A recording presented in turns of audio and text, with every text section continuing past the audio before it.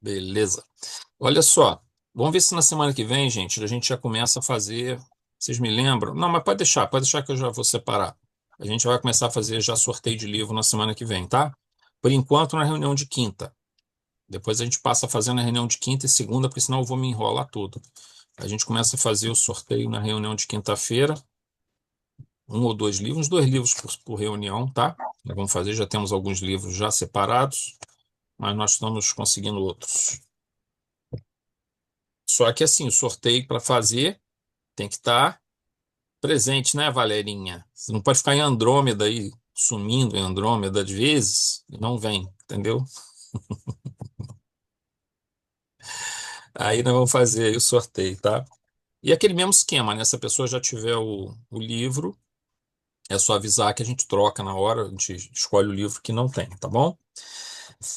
Lembrando aqui que nós estávamos vendo o caso de Laércio no Entre os Dois Mundos, é um senhor que ele reencarna com a tarefa de corrigir erros graves do passado, desde a época lá de século XVI,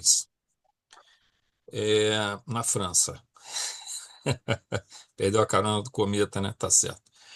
E aí ele teve reencarnações dolorosas, nesse meio tempo.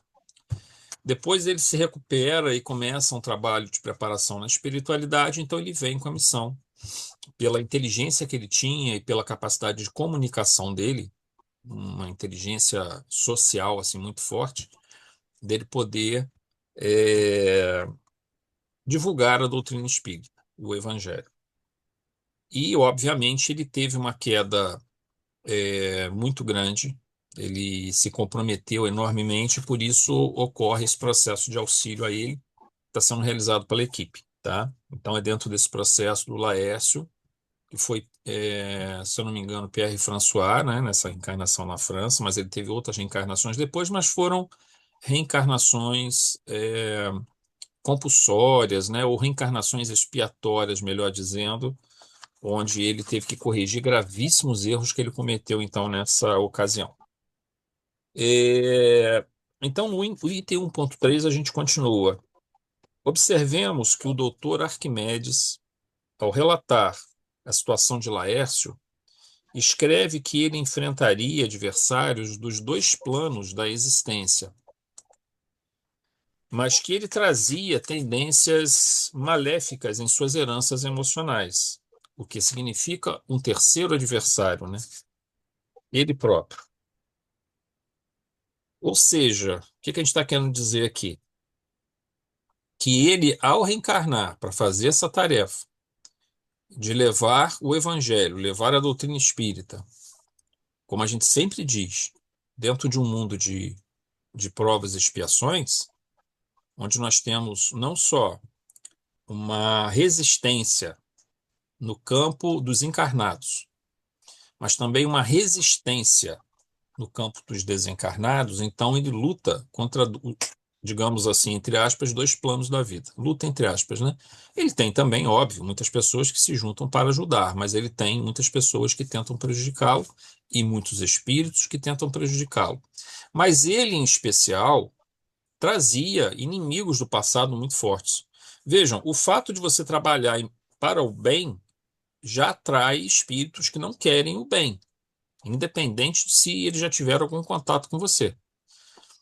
E você tem que ter vigilância e oração para lidar com essas circunstâncias, né? Que vão surgir.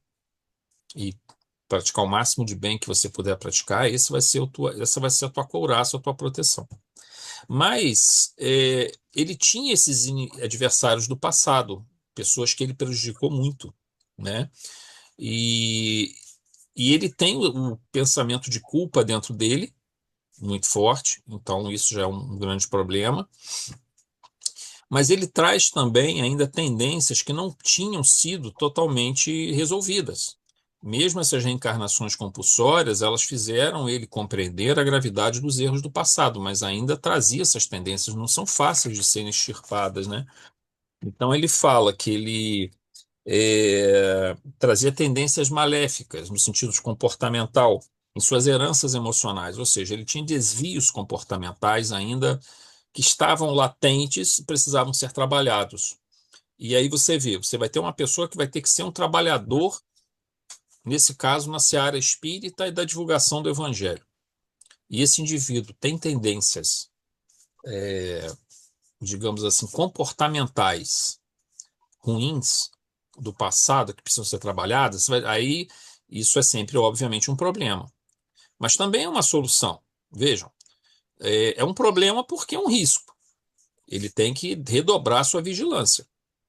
Mas é uma solução porque a oportunidade do trabalho dá a ele a possibilidade dessa autocura, dessa transformação interior que ele precisa realizar. Então, nunca façamos essa avaliação assim, mas o indivíduo vem para fazer um trabalho desse e ele traz tendências fortes do passado, então ele não deveria ser colocado para fazer essa tarefa. Não, ele precisa fazer isso. É exatamente por isso que ele precisa fazer isso, porque ele está tendo toda a oportunidade de corrigir esses erros do passado através do trabalho que ele está realizando. Então, a casa espírita, pelos recursos que ela disponibiliza ao trabalhador espírita, ela dá essa possibilidade de nós realizarmos essa autocura. Agora, eventualmente, vamos falhar? Vamos. Eventualmente, nós não vamos conseguir vencer essas tendências do passado, porque elas às vezes ficam só aguardando certos gatilhos que vão fazer ela vir à tona. É o que nós chamamos, né, também de sombra, né? Ah, vejam, é um mundo de provas e expiações. Nós não somos santinhos, todos nós temos os nossos equívocos, os nossos erros do passado, os nossos erros do presente, mas Deus é muito misericordioso, ele nos oferece a oportunidade o tempo todo a gente estar refazendo os nossos passos. Então não existe esse negócio de, porque o indivíduo não está preparado, ele não, não tem esse negócio de estar preparado, né? Todos nós estamos prontos para fazer o bem, porque é da nossa própria natureza, né? Se nós ficarmos adiando esse processo, nós não vamos melhorar nunca. Então a gente tem que fazer o que é possível ser feito. Eventualmente, virão alguns espíritos à Terra que vão reencarnar e são espíritos muito evoluídos, vêm em missão. Mas a maioria dos espíritos que se propõem a fazer um trabalho de divulgação espiritual, de divulgação do bem, são espíritos que têm as suas dívidas, os seus problemas e vão curar isso através do próprio trabalho, através da oração, dessa conexão com a espiritualidade, através do conhecimento, do estudo, do conhecimento, da busca todas essas leis, né, que regem essas relações nossas com o plano espiritual. Muito bem. Continuando aqui, no ponto 3, né? O subconsciente, com a sombra e comportamentos passados muito equivocados, e que, apesar de controlados, não estavam plenamente iluminados. A prova da reencarnação é a única que pode realmente propiciar as condições de vitória segura sobre comportamentos de transgressão do passado. Pois, se por um lado a reencarnação oferece duras provas, e vou botar aqui em riscos também, né? Por outro, ao superá-las, os efeitos benéficos sobre nossa sombra são extraordinários.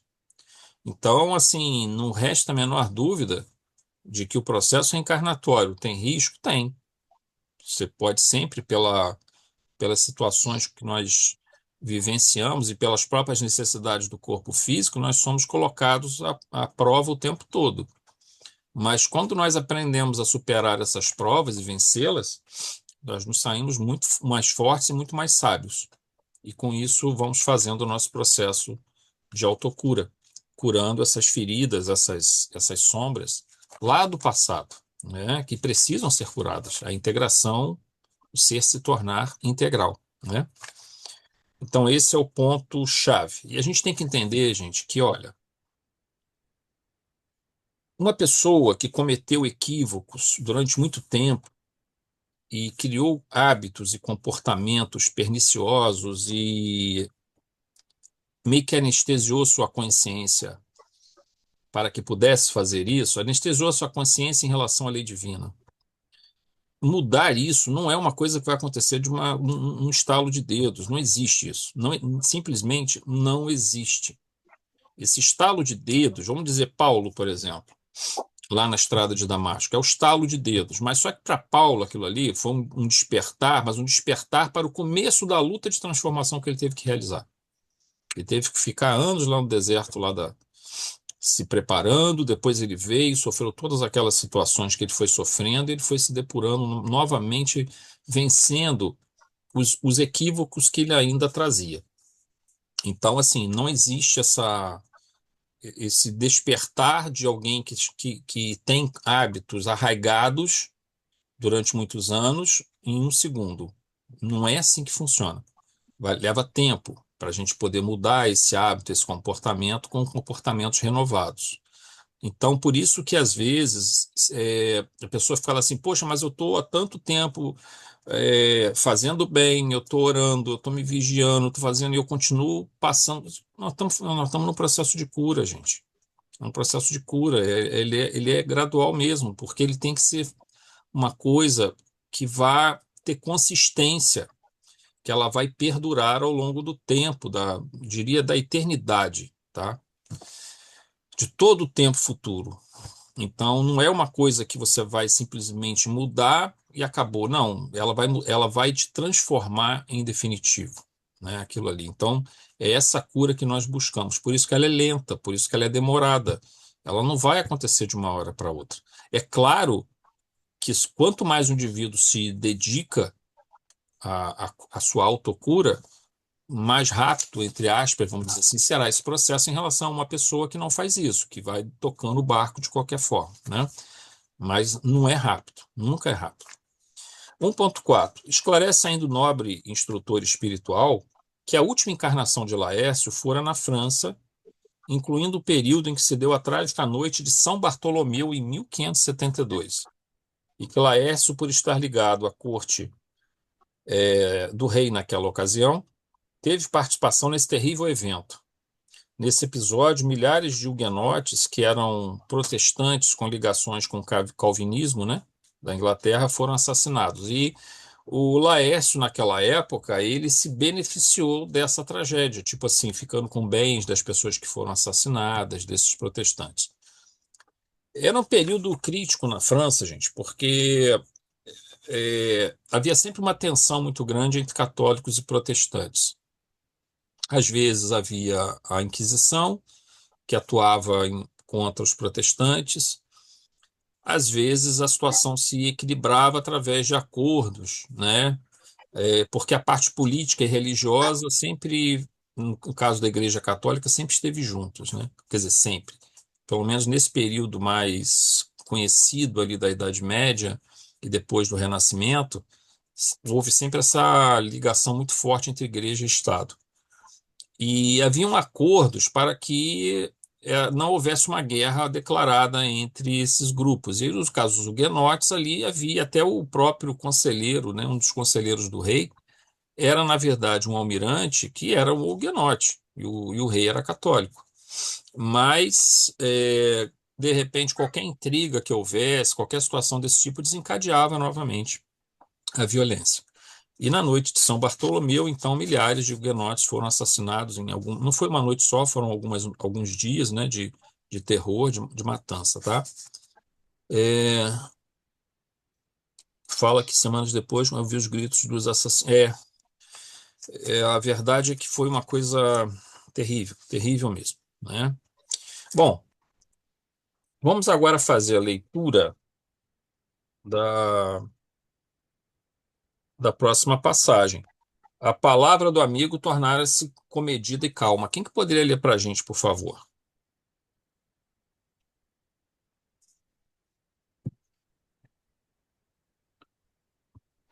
Pois é, eu posso. Deixa eu só Pode, tirar aqui da Nina. bateria. Falou.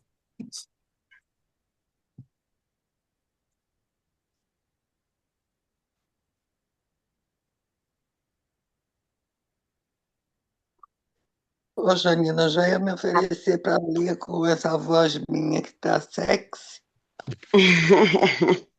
A minha voz também é bem grave, não vai mudar muita coisa, não. A minha tá assim por É, problema.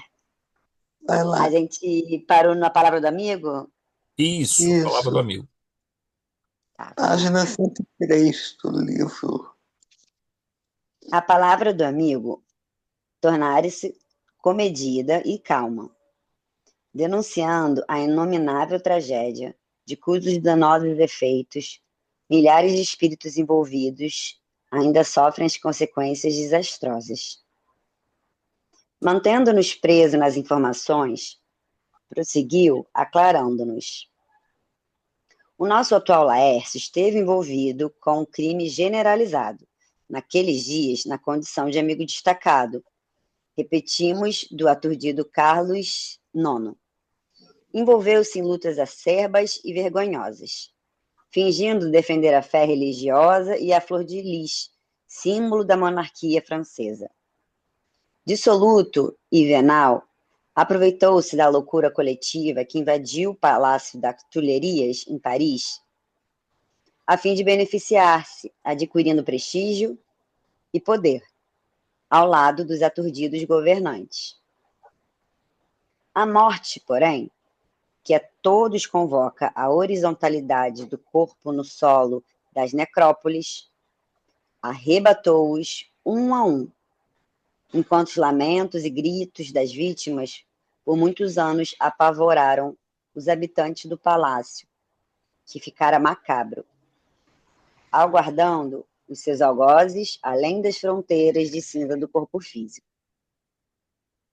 Quando François Pierre desencarnou, pois esse era o seu nome, foi recebido num horrendo espetáculo de vingança, organizado pelos seus inimigos igualmente impiedosos, que lhe dilaceraram todas as esperanças e alegrias por longo período, até que a oração sincera e a intercessão de benfeitores misericordiosos arrancaram-no dos lôbregos abismos nos quais se encontrava, trazendo a reencarnação expurgadora, que se repetiria nos 3 séculos seguintes.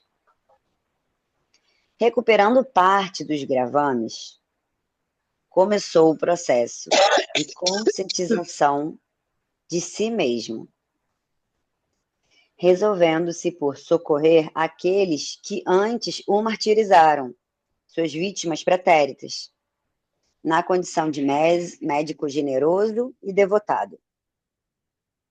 Por fim, candidatou-se ao retorno, nesta hora de verdadeiro renascimento do Evangelho, ao lado de outros abnegados amigos que pretendiam reabilitar, mediante os próprios exemplos, a palavra de Jesus, por diversos séculos deturpada e vilipendiada. Vinculado à esposa daqueles dias de loucura, a companheira seguiu em pós, a fim de partilhar das lutas que seriam travadas, bem como 2 filhos aos quais deveria erguer com sacrifícios e abnegação. Em face da palavra brilhante do raciocínio lúcido de que era portador, dedicar-se-ia à exposição da doutrina espírita no seu tríplice aspecto, enfatizando mais a parte moral religiosa, erguendo-se e alçando aqueles que se encontravam no vale das aflições, por sua responsabilidade ou não, aos paramos do amor e da renovação interior. Ok, Nina, obrigado. Nada. Bom, continuando aqui, 2.1.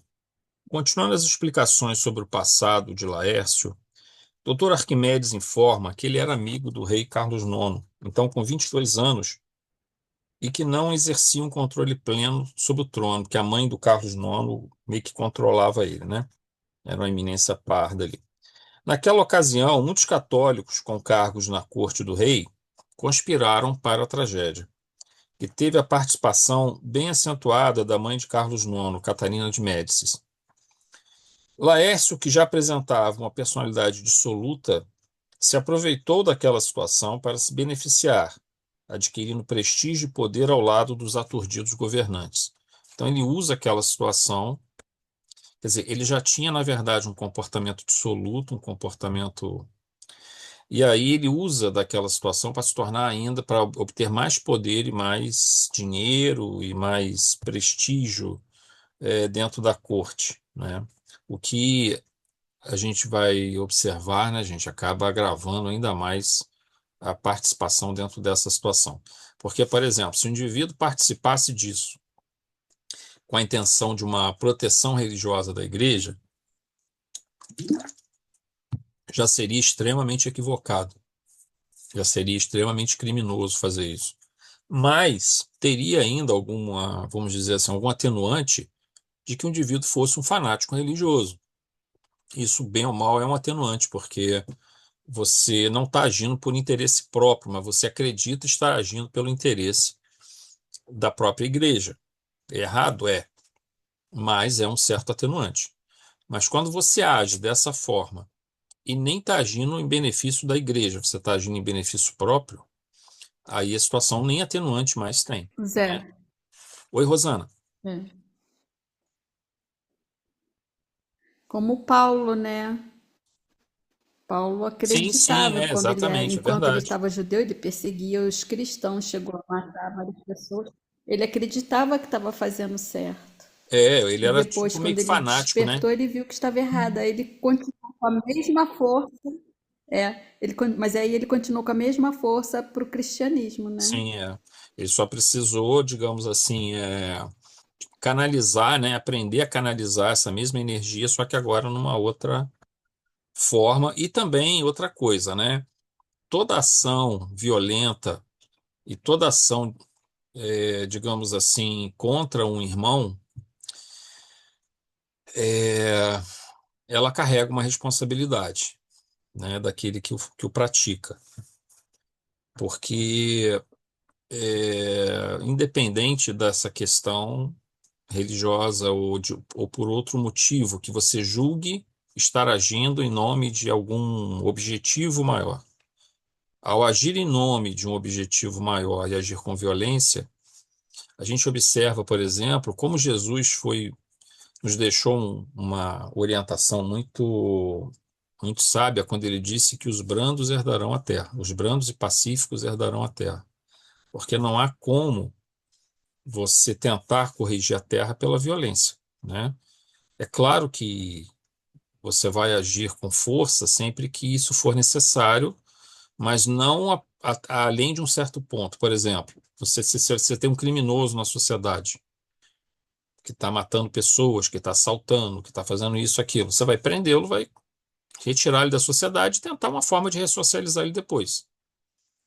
Mas você não tem que pegar esse cara, colocar lá e ficar torturando ele. Isso não cabe a nós fazermos isso, né? E muitas das vezes as nossas visões, como era o caso de Paulo, era uma visão absolutamente equivocada. Então, quando você age com violência numa visão equivocada, isso tem as suas consequências. Mas, pelo menos Paulo, como a Rosana falou, ele estava agindo segundo uma coisa que ele acreditava. Mas no caso aqui do Pierre François, não. Ele estava agindo por interesse próprio, não tinha nada a ver com defesa da igreja, tá?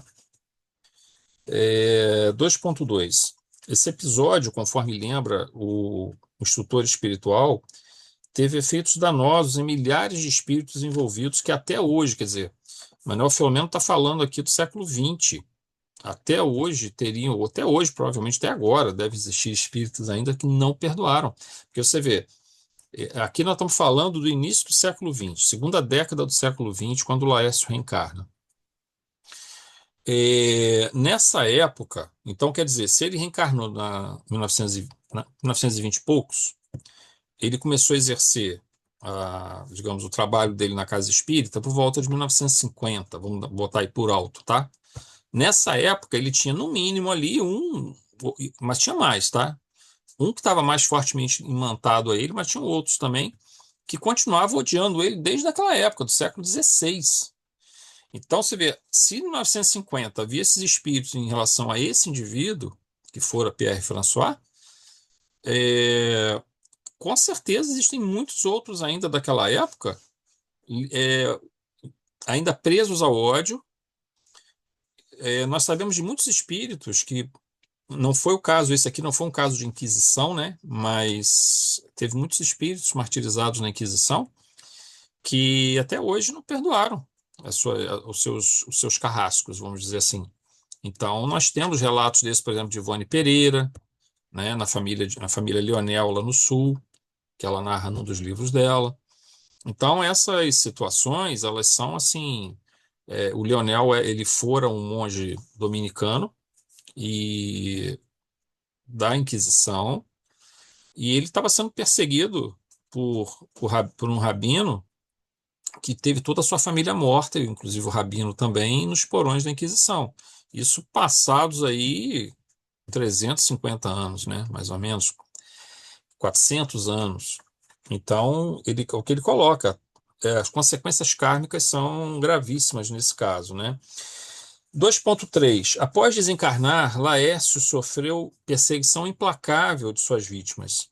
E tendo ficado longo tempo em região de abismos do umbral, porque a gente sabe que o umbral tem vários níveis, né, de regiões ali, ele foi resgatado depois, obviamente, de um tempo ali dentro, né, da região umbralina, devido à intercessão de entidades bondosas, e a partir daí teve que efetuar reencarnações de expiação, pelo menos em 3 séculos seguintes, e com isso recuperou muito de sua consciência da necessidade de reparação perante a lei divina. Só que aqui a gente vai mais uma vez para aquele ponto que nós costumamos destacar.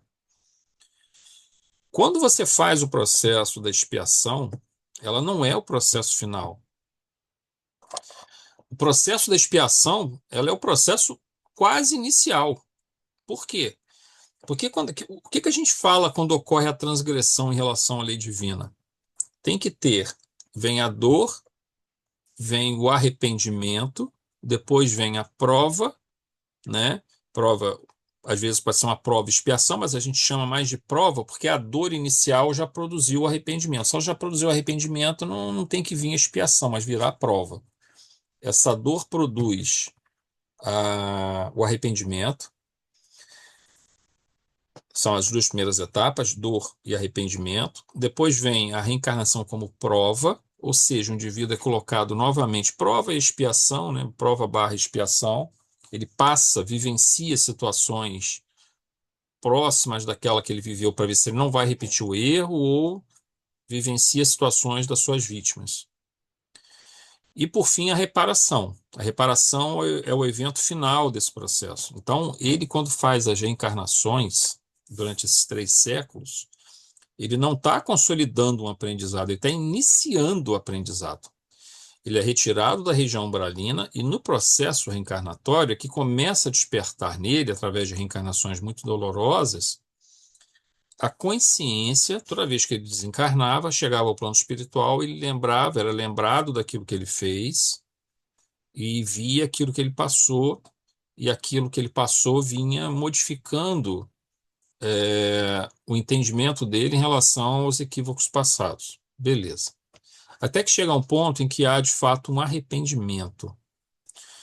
Vindo esse arrependimento, ele virá agora numa prova e, ao mesmo tempo, era uma prova porque ele foi submetido a uma prova de certa maneira e também uma reparação através da divulgação da doutrina espírita. Seria uma maneira dele corrigir muito do que ele fez. Muitas vezes, realmente, essa reparação, que não ocorre só numa única reencarnação, às vezes vai demorar várias reencarnações, dependendo da gravidade do que foi feito. Essa reparação, sim, é o processo que finaliza essa etapa desse problema. Mas a gente tem que lembrar o seguinte: quando a gente fala em arrependimento, existe arrependimento e arrependimentos. Existem vários níveis desses arrependimentos. Eu posso me arrepender assim dizendo, realmente eu errei, eu não vou mais fazer isso. É errado fazer isso. É uma forma de arrependimento. Mas eu me coloquei no lugar da pessoa que eu magoei, que eu matei, que eu prejudiquei aquela pessoa, que eu criei uma separação naquela família, o trauma que eu criei naquela família, eu consegui perceber esse mal que eu causei realmente, ou eu só estou assim no sentido cognitivo, processando, não, realmente isso é errado. Beleza, é o primeiro passo, a gente ter a cognição de que errou. Mas a questão é, do ponto de vista emocional, e nós funcionamos dentro dessas duas dimensões, né? Principalmente do emocional e do cognitivo, que precisam estar equilibrados, né? O meu emocional percebe a dor que eu causei, eu consigo tentar entender essa dor que eu causei, porque é a única forma de eu não causar ela de novo. Só o cognitivo não vai me dar essa situação. Por quê? Porque eu tenho forças dentro de mim que ainda não estão plenamente resolvidas, forças negativas de comportamentos atávicos, comportamentos do passado, que me conduzem a equívocos e a erros. Eu preciso ter uma transformação dessa energia emocional, que ela é muito forte, e às vezes ela suplanta a cognição. Eu sei que não devo fazer isso, porém aquela energia que eu tenho, que é o resultado de um comportamento cultivado, me leva a ir contra a minha cognição, a minha razão. Minha razão é vencida pela minha emoção. Então, eu tenho que trabalhar os dois pontos. Eu tenho que trabalhar a cognição e tenho que trabalhar a emoção. Por isso que a gente fala que amor, comportamento, ele vem como um mecanismo que antecede ao amor-sentimento. Por quê? Porque no amor-comportamento, eu estou trabalhando o que? A cognição. Eu estou trabalhando o meu racional. E eu me obrigo a fazer o bem, a me comportar de uma maneira amorosa, porque a minha razão está me movimentando nesse sentido, até que eu começo, porque o fato de fazer o bem nos coloca em sintonia com forças superiores, com a própria lei divina. Então eu começo a sentir uma paz, isso já foge do cognitivo, essa paz que se sente quando se faz o bem, ela está no campo do emocional, ela já está dentro dessa dimensão emocional.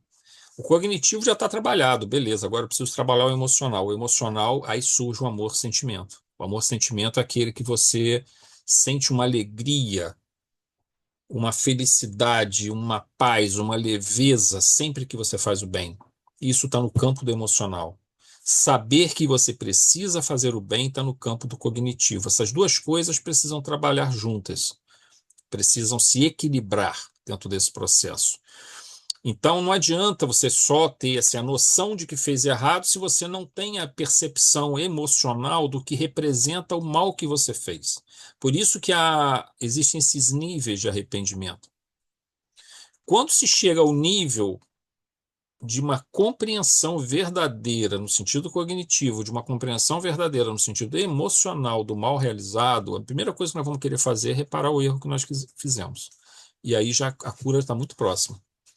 Por isso que, às vezes, esse processo é demorado, porque esse nível de arrependimento, que nós chamamos de arrependimento, que na verdade nada mais é do que aprimorar a nossa capacidade de percepção, nossa capacidade de compreensão, de autoconhecimento de nós mesmos e de uma autocura, que o arrependimento verdadeiro é uma autocura, também faz parte desse processo da autocura, ele precisa ser trabalhado através do tempo para que ele alcance esse nível de uma percepção mais profunda que nós pudermos.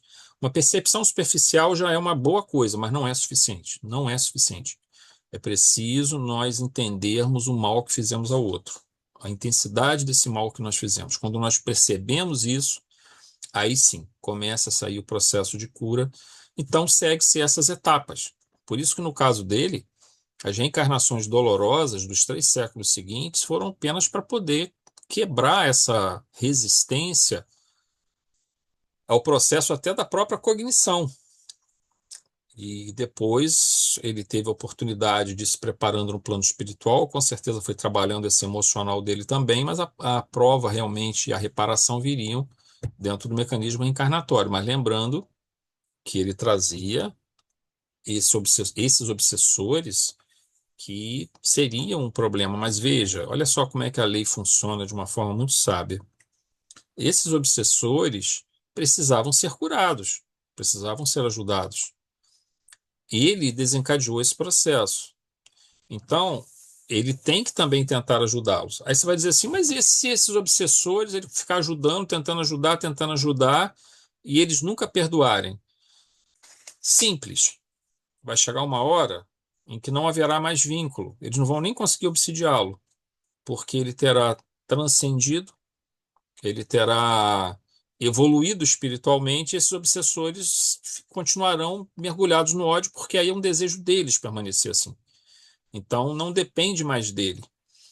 Em geral, nessas situações, o que a gente observa é que o espírito que alcançou esse grau de liberdade, de compreensão, de evolução espiritual, ele vai continuar tentando ajudar, mas ele já não tem mais esse compromisso, tá? Ele vai tentar ajudar porque é uma questão de amor para ele, de ver aquelas criaturas com imensa compaixão.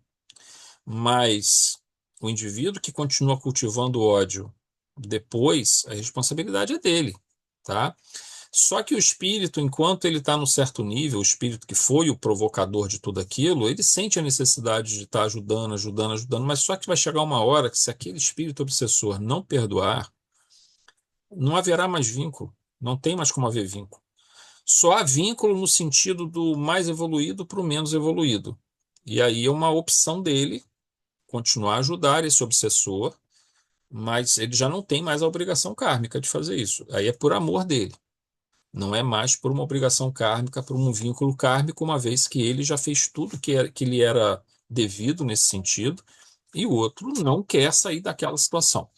Mas conseguir mudar um coração endurecido é uma grande vitória para qualquer espírito. Então, os espíritos superiores, eles trabalham segundo aquela ótica que a gente vê na parábola da ovelha perdida. E não é só com aquele que foi o obsessor dele, né? Quem ele prejudicou, mas a qualquer indivíduo, qualquer criatura que se encontra mergulhado em furnas, em regiões de abismos umbralinos, é objeto de muito cuidado e muito amor da espiritualidade superior, né? É,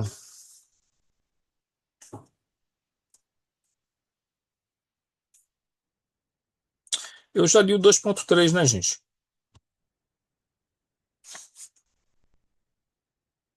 Ah, não, não, não. Não li todo, não. Continuando aqui no 2.3, falta uma partezinha. Teve que efetuar reencarnações de expiação pelos 3 séculos seguintes, e com isso recuperou muito de sua consciência e da necessidade de reparação perante a lei divina. Atuou no plano espiritual como médico junto a muitos que prejudicou, até que finalmente alcançou a condição. Não estão conseguindo ouvir, não, gente? Está ouvindo? Ouvindo direitinho. Eu tô ouvindo. Tá Para mim tá ouvindo? tranquilo. Ah, então tá, Eu beleza. tô ouvindo bem também. Então tá A show. memória é que tá ruim, estamos ouvindo sim. Ah, então tá bom. Ah, você tá falando que a minha memória tá ruim. A Rosana, cara, eu ainda fico dando Isso. trela. É, Até que finalmente alcançou a condição para se candidatar a uma reencarnação, onde poderia aproveitar a doutrina espírita como forma de divulgar o evangelho e alcançar sua redenção. Aí é que a gente fala, você vai dizer assim, mas aí não era para deixar ele ir, porque ele não estava preparado. Claro que estava preparado. Só que acontece que não está pronto e acabado o processo. Nós nunca estamos prontos e acabados, gente. A gente está sempre em construção, entendeu? Ou vocês acham que espíritos que encarnam, mesmo missionários que encarnam na Terra, eles não correm o risco de falhar? Corre, porque os obstáculos são muito grandes os planejamentos são extremamente complexos. Esse engajamento deles com espíritos superiores que os intuem exige um nível de desprendimento e de abnegação que está muito acima de nós. Mas para eles, tudo bem, eles conseguem fazer, mas se eles derem um vacilo nisso aí, se perde esse trabalho. Você vê o próprio, voltar de novo aquele exemplo que eu já tinha dado antes, do Chico Xavier. A gente vai ver aquele caso, eu vou parar aqui, gente, porque senão a gente vai começar a leitura e não vai dar para fazer o comentário, aí fica um gap assim, quando chega a semana que vem, a gente começa a comentar e não tem a leitura para a gente fazer. Então eu vou terminar aqui, mas eu queria só comentar uma coisa aqui para a gente, que é o seguinte. O Chico, ele teve um. Eu já comentei isso várias vezes, mas eu acho que é importante a gente entender, porque poucos missionários da doutrina espírita aqui no Brasil tiveram uma capacidade, talvez Bezerra de Menezes, né? Mas e o próprio Divaldo e o Chico. São, digamos, três nomes, talvez os maiores nomes, apesar de ter muitos outros também, tá? Mas, assim, de trabalho, de fato, de divulgação da doutrina, é principalmente o Chico e o Divaldo, né? E o Chico Xavier, por volta aí do final da década de 50, ele encontra Valdo Vieira. E esse é um grande problema, porque o Valdo Vieira vem mais ou menos aqui como vem Pierre François, tá? Ou François Pierre. Ele vem, na verdade, com graves problemas do passado, no campo da vaidade e do poder, do orgulho, e precisa corrigir isso. Ele tem ligações com Chico e vem com uma mediunidade extraordinária. Seria até um sucessor do Chico no que se refere não à prática da caridade como Chico fazia, mas pelo menos no campo de continuar dando vazão a uma imensa quantidade de obras mediúnicas que ainda viriam. Só que, porque o Chico foi ficando idoso, e obviamente o médium mais idoso não consegue receber obras muito complexas. As obras da série Nosso Lar, elas não tem como você pegar uma pessoa de 70 anos de idade para começar a receber obras desse nível, gente. Não dá. Vocês podem observar que os médiums, em geral, com raras exceções, eles, quando chegam a uma certa idade, as obras começam a ficar mais simples. Não é que vejam, eu falo simples, mas eu não quero dizer que elas são menos importantes do ponto de vista moral. Não é isso. Só que elas não têm aquele nível de detalhamento que precisa um grau de concentração muito intenso, de conexão do médium com o espírito e com outras entidades que estão juntos ali para que todo o trabalho se processe. Ele não tem forças para fazer isso. Há um desgaste muito grande, é perigoso para o médium fazer isso. Então ele recebe livros mais simples. Livros mais complexos, como da série Nosso Lar, precisa o médium ter uma condição orgânica ainda forte para poder fazer isso. Então, quem daria naturalmente continuidade ao processo de outras obras que possivelmente viriam seria Valdo Vieira. Só que Valdo Vieira tinha problemas sérios do passado, mas tinha chances de ter feito? Tinha. Ele teve ao lado do Chico, realizou obras muito boas, pôde fazer muita caridade também e teve todos os elementos para direcioná-lo. E ele, na verdade, acabou se afastando disso. Mas antes de se afastar, ele foi uma influência, acabou sendo, mais ao final, uma influência ruim para o Chico. O Chico foi parar lá nos Estados Unidos, gente. Quase que larga o trabalho de divulgação espírita aqui no Brasil, por influência do Valdo Vieira. Então a gente observa esse trabalho dele podia ter sido, e todo esse trabalho que foi feito junto às mães, que foi um trabalho importante, uma fase do trabalho dele importantíssima de mães que perderam filhos, perderam, entre aspas, né, filhos que foram para o plano espiritual. O trabalho do Chico podia ter sido todo prejudicado, todo o planejamento da espiritualidade naquilo ali e das outras obras que continuaram, porque o Chico continuou psicografando obras menos complexas, mas ainda assim importantes para trazer paz, trazer consolo, né? Conforto espiritual. E todo esse trabalho seria perdido. Então vocês veem que mesmo um indivíduo como Chico Xavier estava sujeito a esse tipo de situação. E o espírito está muito acima da gente. Então não adianta a gente ficar querendo esperar o momento certo. Ah, não, eu só vou fazer isso quando chegar o momento certo, quando eu estiver preparado. Gente, o preparado é o agora. A gente faz aquilo que a gente puder fazer. Não dá para ficar, assim, esperando vir o momento certo, onde eu vou poder me dedicar à divulgação do bem, onde eu vou poder buscar uma conexão com a espiritualidade, onde eu vou poder buscar o conhecimento espiritual. Não, é agora. A oportunidade é agora, que é o melhor momento que nós temos. Nós estamos numa fase do nosso planeta Terra, mundo de provas e expiações, mas dentro de uma transição planetária, que é um momento riquíssimo de oportunidades para se divulgar o bem, para se conectar com a espiritualidade, para buscar muito conhecimento. Nós nunca tivemos tanto acesso à informação e a conhecimento estruturado através de livros e de palestras, boas palestras. e bons estudos, pela internet principalmente, mas também por livros. Você hoje compra livros com muita facilidade, baratos assim em termos, é claro, né, depende da condição de cada um, mas os livros são muito mais baratos do que eram no passado. A gente consegue livros com muito desconto, então é possível, dentro do nosso orçamento, ter mais obras que vão nos ajudar a melhorar isso. Veja, quando a gente está fazendo atendimento fraterno na casa espírita, a gente não pode abrir mão de estar buscando conhecimento.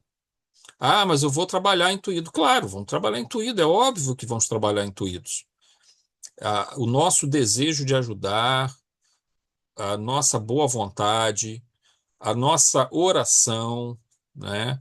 Esses são elementos fundamentais, mas isso não nos exime de buscarmos melhorar os nossos conhecimentos do que está acontecendo nessas relações do mundo espiritual conosco, de como essa pessoa pode estar sendo influenciada, essa pessoa que chega ao centro buscando ajuda. Como é que nós vamos conversar com ela? É por via intuitiva? É, mas é também por conhecimentos nossos que a gente adquire dentro da doutrina. Nós vamos utilizar esse recurso, esse mecanismo doutrina e evangelho, como um recurso também terapêutico. Mas para isso eu preciso estudar e conhecer a doutrina. E eu acho que as casas espíritas precisam ir além. Isso, felizmente, já começa a acontecer em vários lugares e vários trabalhos que vêm sendo feitos, no sentido de se trazer a base psicológica, e aí a Joana de Ângeles é um tanto quanto assim pioneira nesse trabalho, com o Divaldo, de trazer essa base psicológica para que nós comecemos devagarzinho essa tarefa de aprender um pouco mais sobre isso.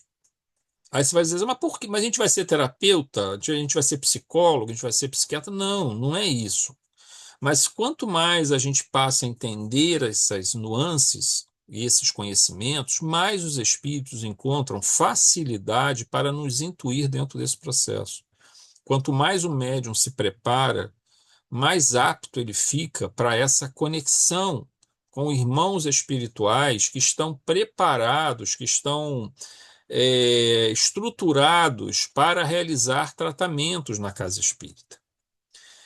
Eu vou dizer para vocês, esse é um campo que eu tenho procurado nos últimos 2 anos, mais ou menos, 2, 3 anos, estudar um pouco mais. Eu estou assim aumentando o tempo de estudo para isso, tentando aumentar o tempo de estudo para isso. Beleza. O que acontece quando você começa a estudar isso? Neurociência, psicologia, é, estudos da consciência. Sabe o que acontece? Começa a aparecer pessoas para você que apresentam necessidades de tratamento do auxílio fraterno exatamente envolvendo essas situações. Além dos problemas obsessivos, que nós já temos aí uma bagagem um pouco melhor, porque a doutrina espírita já nos supre com esse material. Só que a gente começa a observar que à medida que quando o trabalhador começa a se preparar, o trabalho aparece. Quando o trabalhador está pronto, o trabalho aparece. Então, eu observo, por exemplo, que começam a aparecer cada vez mais situações na casa espírita e fora da casa espírita, tá? Porque agora, por isso que eu falo que esse mundo é muito dinâmico, o que nós estamos vivendo agora, esse momento, porque o tempo todo, gente, a gente está no WhatsApp, você está conversando com pessoas, você está consolando pessoas, você está tentando entender os problemas dela no teu ambiente de trabalho. Você está no teu ambiente de trabalho lá, você está conversando com a pessoa que está com um problema seríssimo. E todos nós podemos fazer isso. E quando a gente se prepara e começa a ficar mais, assim, digamos, apto a essa conexão com a espiritualidade começa a encaminhar para a gente. Porque eles vão encontrar facilidade para, através de nós, passar algumas informações, as nossas percepções do que está acontecendo e ver qual a melhor forma que a gente tem de ajudar aquela pessoa. Então a gente vai usar os recursos do espiritismo, mas o espiritismo é ciência. Então esses recursos hoje que envolvem os estudos da consciência precisam ser trazidos para dentro do espiritismo, porque o espiritismo não fechou as portas para a ciência. Ele não é uma ciência do século XIX que fechou as portas. É uma ciência que continua aberta para receber esses novos conhecimentos que vão surgindo e que vão nos propiciar melhores condições de ajuda. Então, assim, nós temos que aproveitar a oportunidade que nós temos agora, porque nós não sabemos quando nós vamos reencarnar de novo, né? Vamos agarrar com unhas e dentes a oportunidade que a doutrina espírita e o evangelho nos oferecem. A oportunidade que Jesus nos oferece, a oportunidade que nossos amigos espirituais nos oferecem ao se conectar conosco. Mas eles só vão conseguir se conectar conosco se nós dermos essa abertura para eles. Eu não estou querendo dizer com isso, gente, que, por exemplo, se a pessoa não está bem, existem fases da nossa vida que a gente não está bem, existem momentos que a gente não está bem. Aí você vai se envolver com uma pessoa que tem uma ideação suicida. Não estou dizendo isso. Você tem que ir até onde você acha que você consegue lidar com a situação. Mas existem inúmeras situações que não são tão graves assim, mas para aquela pessoa é muito doloroso e para nós não é tão complicado lidar. Por exemplo, a perda de um ente querido. Nós temos mecanismos extraordinários para lidar com isso, para ajudar uma pessoa a superar e, a melhor, superar, não, passar pela ajudar ela a passar pela fase do luto e depois ajudá-la a superar. Porque o que a gente observa às vezes, por exemplo, nesse exemplo, é que a pessoa vive o luto, não consegue sair dele. E aí, o emocional já foi trabalhado, mas agora ela tem que trabalhar o cognitivo. E talvez o que esteja faltando agora seja ela conhecer os mecanismos que regem esses processos entre o mundo espiritual e o mundo material. E o espiritismo é o que oferece as melhores respostas, as melhores condições. E nós temos, todos nós aqui temos esse conhecimento. Nós estamos lendo as obras espíritas, então isso não é para nós doloroso fazer essa tarefa. Eu entendo que existam, sim, situações que são mais difíceis. A gente vai até onde a gente consegue ir. Mas todos nós temos uma responsabilidade de melhorar esse planeta que Deus nos colocou nele, né? O mundo em torno de nós, o mundo dentro de nós. Alguém gostaria, gente, de comentar alguma coisa? Nós vamos fazer então o nosso encerramento. E semana que vem a gente começa o item 3. E já com sorteio, tá? De acho que 2 livros. Acho que 2 livros. Você não acha que pelo tempo que foi prometido, que seria em setembro, já está quase chegando no final do ano, que poderia ser 3, não? Poderia ser o quê? 3? 3, Talvez. O grupo está grande. O Com grupo gap só aí, está né, de tempo. aumentando. Pode ser sim. Pode ser 3. Fica 3. Vão ser 3 livros.